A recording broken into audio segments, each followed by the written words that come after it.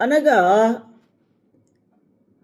7 రాజులు కలిసి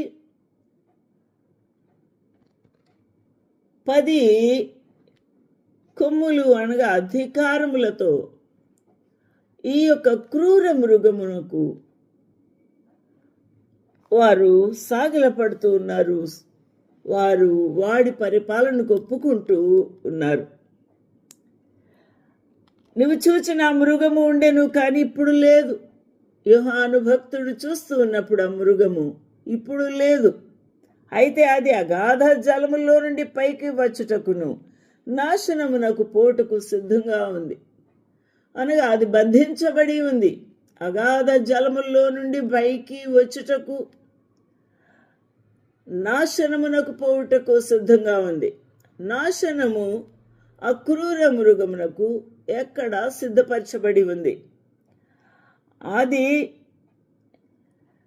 భూనివాసులలో జగదుత్పత్తి మొదలుకొని జీవ గ్రంథమందు ఎవరి పేరు వ్రాయబడలేదు వారు ఆ మృగముండెను గాని ఇప్పుడు లేదు.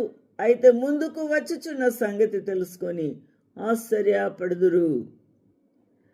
జీవ గ్రంథములో వ్రాయబడని వారు ఈ మృగమును గూర్చి తెలుసుకుంటూ ఉన్నారు.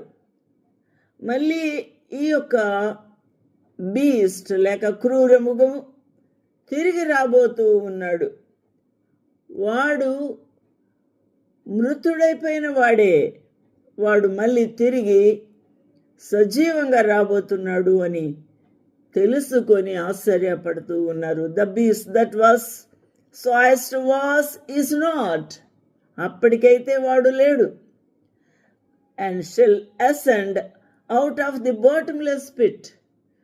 ఆ యొక్క పాతాళపు అగాధములో నుండి అగాధ జలముల్లో నుండి పైకి రాబోతూ ఉన్నాడు. And go in to the perdition. వాడు నాశనమునకు పోబోతూ ఉన్నాడు.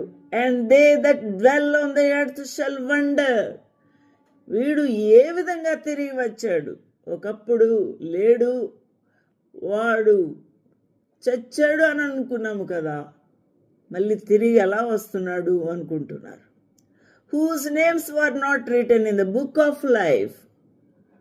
ఎవరు ఈ మాట మాట్లాడుకుంటూ ఆశ్చర్యపడుతున్నారనగా జీవ గ్రంథములో ఎవరి పేర్లు అయితే వ్రాయబడలేదు వారు ఆశ్చర్యపడు